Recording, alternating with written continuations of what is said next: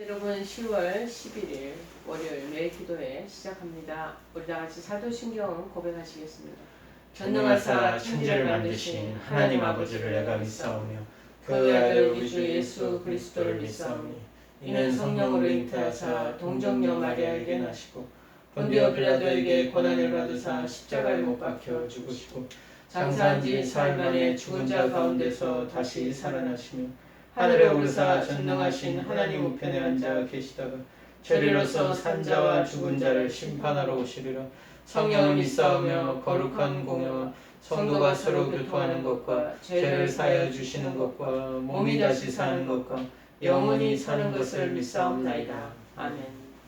오늘 하나님께서 저희들에게 주시는 말씀은 마태복음 5장 13절에서 16절 말씀 보십니다. 마태복음 5장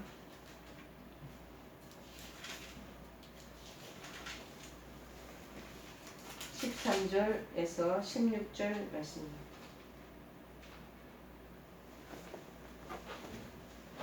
자, 찾으신 줄 알고 제가 봉독하겠습니다. 마태복음 5장 13절에서 16절 말씀입니다.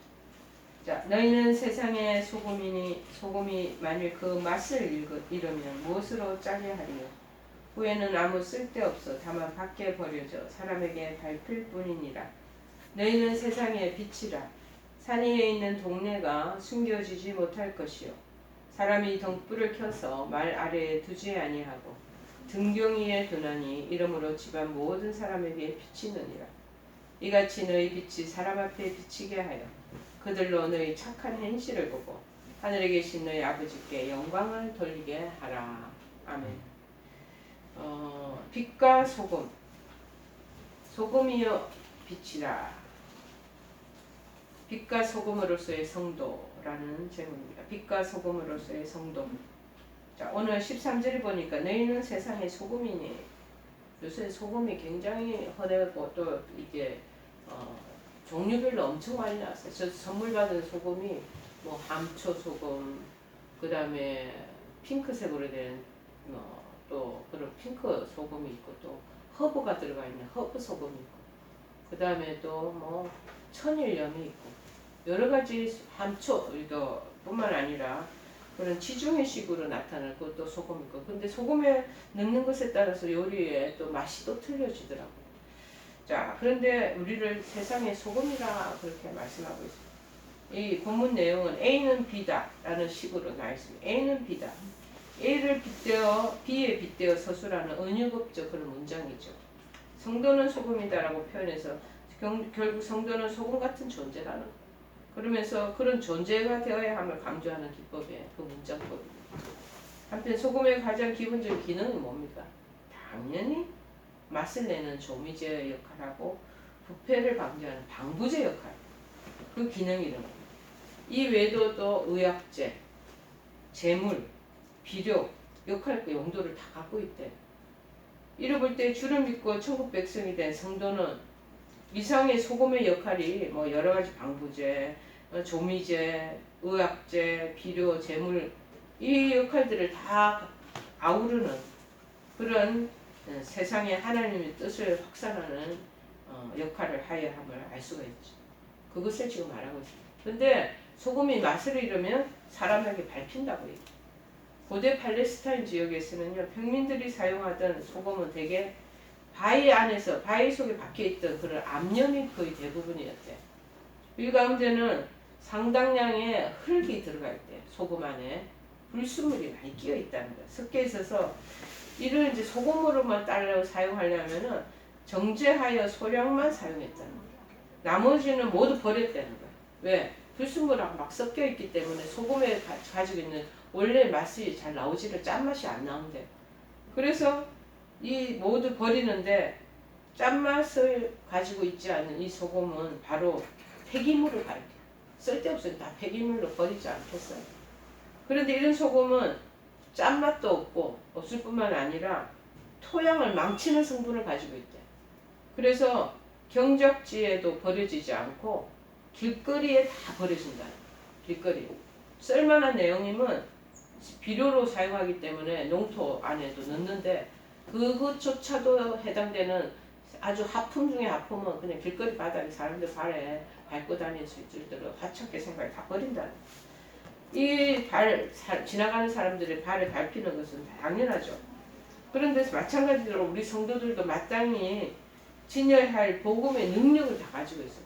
복음의 능력과 도덕적인 그 성질을 상실한다면은요, 세상을 변화시킬 수 없잖아요.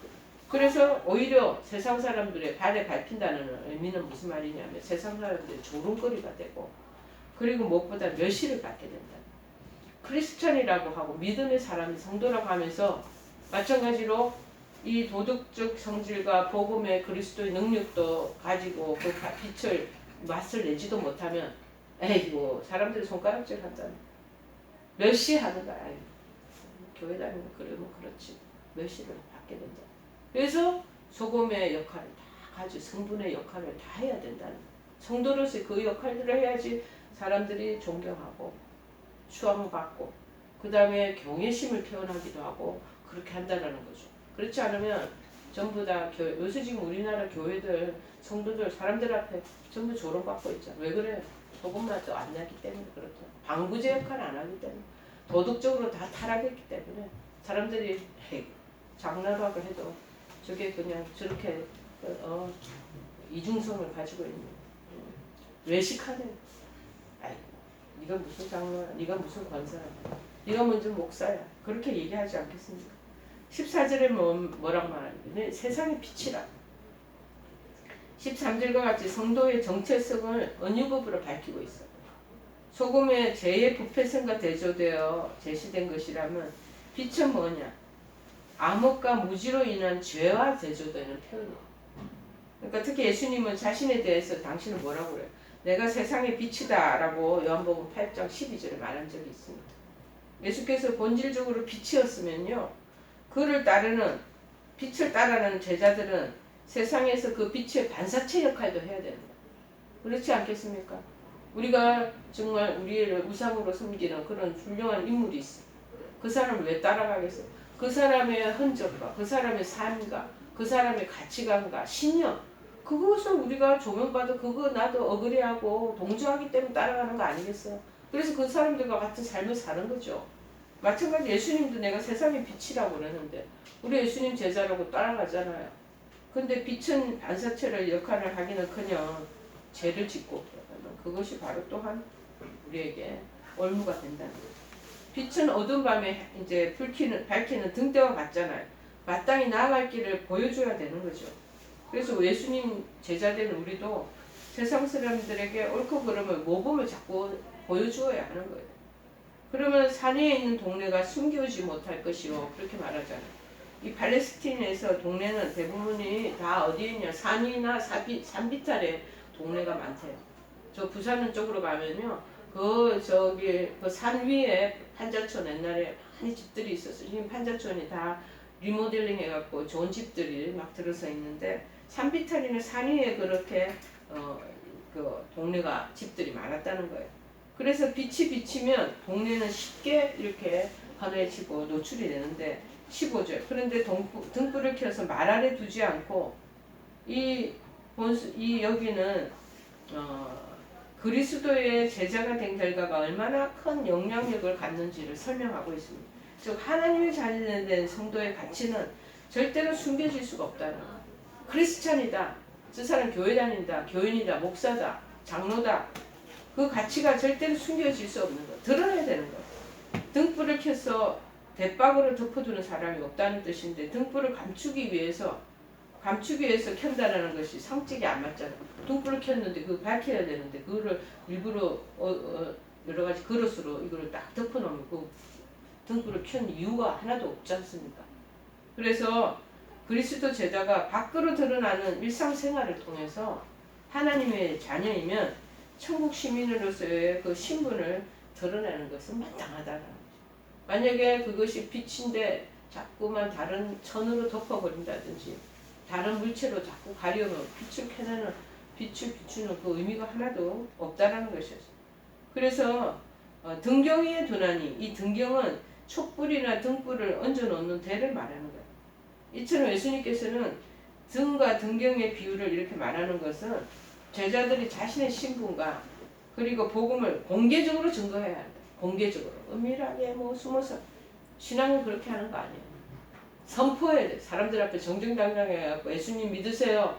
그리고 어떨 때 우리가 지나가다 보면 마이크 대고 막 주 예수를 믿으라 그리 하면 너와 내 집이 구원을 얻으리라. 어떨 때 우리가 좀 부끄럽기도 수치스럽기도 하지만 그렇게 해야 돼. 자꾸 공개적으로 그것을 드러내야 한다는 것을 암시하고 있습니다. 그래서 모든 사람에게 비춰야 된다는 거예요. 팔레스틴 지방의 이 가난한 사람들은 한 방에 다 거처하고 있었다는 거예요. 한 방에 거처하는데 모든 집안 식구들이 한 방에 다 모일 때, 옛날에 우리가 6.25 사변 이후에도 얘기 들어보면요, 집들이 다 큰 대갓집 한 몇 채 집 빼고는 다 한 방에 다 옹기종기 모여 살았어요. 6, 7 식구들 한 방에 다 그냥 같이 모여 있었어요. 그 모여 있을 때 방 안의 불빛을 모두를 다 비치게 한다는 것을 말하는 거예요. 그래서 복음을 받아들인 성도의 생활은 모든 사람들에게 비춰지도록 모범이 되어야 된다는 거예요. 지가 뭔가 죄를 지으니까 자꾸 비밀이 많아는 거예요. 지가 뭔가를 뿌린 데가 있으니까 사람들 앞에 쑥쑥 감추고 다니는 거예요. 저는 이런 사람들 별로 선호하지 않습니다. 호감이 없습니다. 정말 자기가 떳떳하고 정정당당하면 모든 걸 투명하게 해야 되지 않겠습니까? 근데 계속 숨어 사는 사람들이 많은 거, 그건 무엇을 의미하겠어요? 이중성이 있다는 걸 얘기하는 거예요. 투명하지 않아요. 정직하지 않아요. 거짓말하는 자입니다. 하나님께서는 성도의 직분과 신분으로서는 이런 일을 하면 안 된다는 거죠. 그래서 이같이 너희 빛을 사람 앞에 비치게 해라. 성도들에게 의식적인 선행을 요구하고 있는 그 말이 아니고, 이 말은 등을 켜면 자연히 비춰지는 것처럼 복음을 받아들이면요, 자연적으로 선행이 이루어지도록 되어 있어요. 선행을 하도록 이 복음을 받아들이고 빛이 나한테 비쳤는데 어두운 쪽으로 자꾸 가지 않습니다. 어두운 거 싫어하게 되고 자연적으로 밝은 쪽으로 자꾸 나가게 되고 다른 사람들도 밝은 쪽으로 자꾸 인도하고 싶은 마음이 있게 되는 거예요. 복음의 영향력과 그 역할은 파워풀합니다. 여러분, 이같이라는 표현은 그 사실을 지금 증명하고 있는 것이죠. 저희로 너희 착한 행실을 보고, 이 행실은 본래 일을 의미하는 말이지만은 다른 신약 성경에서는 윤리적이고 종교적인 의미로 많이 사용됐다고 합니다. 특별히 이 본문에서 이 단어는 복음을 받아들임으로써 자연스럽게 이루어지는 착한 일을 의미합니다. 저는 원래 사람들한테 별로 관심도 없었어요. 남들이 무엇을 하든지 그런 거 별로 게을치를 않았습니다. 그 사람이 삶을 사는 것이고, 그 다음에 우리는 내가 바르바른 그 삶을 사는 것이지, 남들에게 뭐 어쩌라 저쩌라 이렇게 해라 저렇게 해라 저 잔소리하는 거 별로 안 좋아하고, 나도 잔소리 듣는 거 별로 좋지 않게 생각합니다. 자기 각자의 삶을 살면 되지 라는 쪽으로 생각하는 경우가 거의 다반사였습니다. 그런데 복음의 빛을 비추어 받다 보니 헛된 길로 걸어가고 범죄의 길로 나아가고 어두운 길 속에 헤매고 있으면 어쩐지 이 사람들이 자꾸 밝은 빛으로 끌어주고 싶은 마음이 나는 거죠. 그래서 착한 선행적인 일들이 자꾸 하도록 되어 있다는 것이죠. 자, 하늘에 계신 너희 아버지, 하나님을 아버지로 표현하는 것은 산상수훈에서만 17번 나타난 그 아버지, 인간에 대한 하나님의 권위 그리고 사랑을 지금 묘사하고 있습니다. 영광을 돌리게 하라. 성도의 착한 행실의 동기가 내 자신의 고상함, 내 자신의 우월함, 내 자신의 자랑, 이것을 드러내는 데 있지 않다는 것이에요. 정말 하나님의 영향력을 드러내는, 나의 착한 선한 행실이 하나님의 얼굴에 먹칠하지 않는 것, 쉽게 얘기하면 우리의 선한 행실이 하나님 얼굴에 먹칠하는, 우리가 하나님의 제자 성도라고 하면서도요, 내 하고 싶은 거, 방탕한 생활, 도덕적인 범주를 넘는 윤리적인 거에 위배된 그 생활을 자꾸 하게 되면은요, 하나님 얼굴에 먹칠하는 거랑 똑같습니다. 하나님 얼굴에 똥칠시키는 거랑 똑같다는 거예요. 쉽게 더 제가 단도직입적으로 설명하면 그런 역할을 하는 거예요. 여러분, 아버지 얼굴에 똥칠을 칠하면 어떻게 되겠어요? 자, 그런데 하늘에 계신 너희 아버지 영광을 돌리는 일에 하나님의 영향력을 드러내는 데 있다는 것을 말하는 거예요. 선행을 보고, 성도들의 그 선행을 보고, 크리스천들의 그 모습을 보고, 저 뒤에 일하시는 위대한 하나님이 계시는구나 하고 알 수 있다는 것이죠. 자, 그래서 무엇보다도 오늘 13절 2절에는요 8가지의 복에 대해서 언급하고 있습니다. 이 8가지 산상수훈의 복이잖아요. 8가지 복. 자신의 삶에 관한 원리, 그 하나님을 향한 성도들의 신앙 자세가 어떠해야 되는지 규명해 주는데, 오늘 이 13절 하반절 이후에는 그 사람들이 이제 이웃과 세상에 대한 성도들의 삶에 관한 원리. 이 성경은 굉장히 어찌 보면 과학적이고 컴퓨터와 같이 철저하게 그렇게 조직적으로 짜여져 있어요. 어쩌면 그렇게 13절 2절의 내용의 앞의 내용은 전부 다 인간 그 하나님의 성도의 신앙 자세가 어떠해야 되는가를 말해줬으면, 이제는 이웃과 세상에 대한 성도들 간의 그러한 원리, 이것이 빛과 소금에 비유되고 있다는 것을 지금 말하는 거죠. 자, 소금은 맛을 내고 부패 방지하는 것, 즉 복음의 능력과 도덕적인 성질을 강조. 그래서 죄로 오염된, 우리 세상이 지금 죄로 오염되고 있잖아요. 코로나가 어찌 보면 이 죄로 오염된 세상에 경고를 알려주는 거예요. 이 오염된 세상을 그 다음에 성결한 너희네들의 삶을 통해 정화해 나가라는 걸 가리키는 거죠. 이 소금이 내 자신을 녹이고 희생시켜야지만 이거 가능하지 않겠습니까? 결국 아름답고 조화로운 인생을, 세상을 만들어가기 위해서는 철저한 우리 자신의 희생과 봉사의 삶이 있어야 된다는 것을 의미하는 거예요. 빛으로 된 어둠 밝히는 기능, 이 2가지는, 두 번째는 암흑과 무지로 막 뒤덮여 있잖아요. 그런데 이 복음의 빛으로 밝혀나가야 된다. 우리의 역할을 얘기합니다. 소금이 죄의 확산을 방지하는 부패성, 소극적인 면에서의 성도들의 사명을 가리키잖아요. 그렇지만 이 빛은 세상에서 있는 죄의 어둠을 막 몰아내는 굉장히 적극적인 면에서의 성도의 사명을 가리켜요. 소금은 소극적인 면에서의 녹여가지고 하는 거고, 빛은 밝히면서 적극적으로 어둠을 찾아다니면서 막 빛을 비추는, 어떤 면은 성도들의 적극적인 사명을 말하고 있습니다. 이와 같은 내용은 누가의 신령한 복, 특별히 1절 12절에 상응하는 책임과 사명을 우리 성도들이 감당해야 한다는 사실을 일깨워주고 있는 것이죠. 하늘나라 역시요, 세상은 나라와 똑같습니다. 마찬가지로 백성들에게 각종 혜택을 베풀 뿐만 아니라 여러 가지 의무를 이행하도록 요청하고 있는 것이죠. 그래서 오늘 본문에서 우리는 무조건 하나님 축복을 받고 요구만 할 것이 아니라 먼저 우리가 어떻게 해야 된다는 것을 우리에게 가르쳐 주시고 계십니다.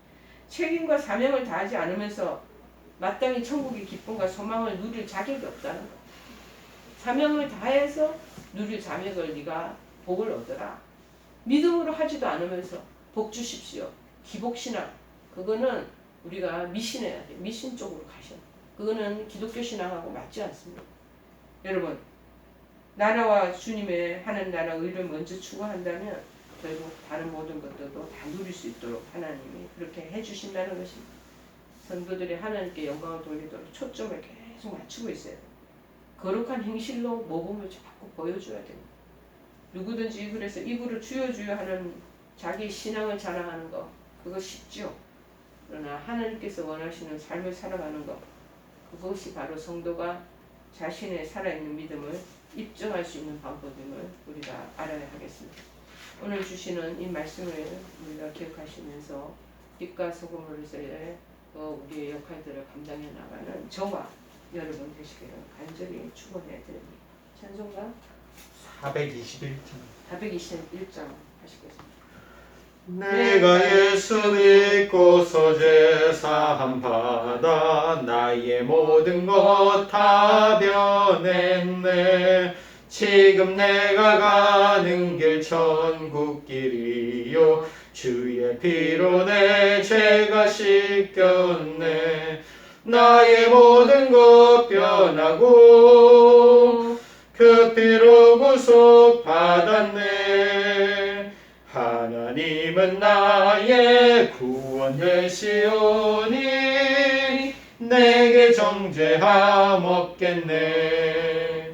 주님 밝은 빛 되사 어둠에 치니 나의 모든 것 다 변했네. 지금 내가 주 앞에 온전케 됨은 주의 공로를 의지함일세. 나의 모든 것 변하고 그 피로 구속받았네.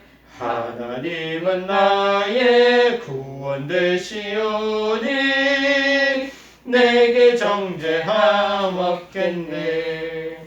우리 다 같이 주기도문으로 기도를 마칩니다. 하늘에 계신 우리 아버지여, 이름이 거룩히 여김을 받으시오며 나라의 마옵시며 뜻이 하늘에서 이룬 것 같이 땅에서도 이루어지이다. 오늘날 우리에게 일용할 양식을 주옵시고 우리가 우리에게 죄 지은 자를 사하여 준 것 같이 우리의 죄를 사하여 주옵시고 우리를 시험에 들게 하지 마옵시고 다만 악에서 구하옵소서. 대개 나라와 권세와 영광이 아버지께 영원히 있사옵나이다. 아멘.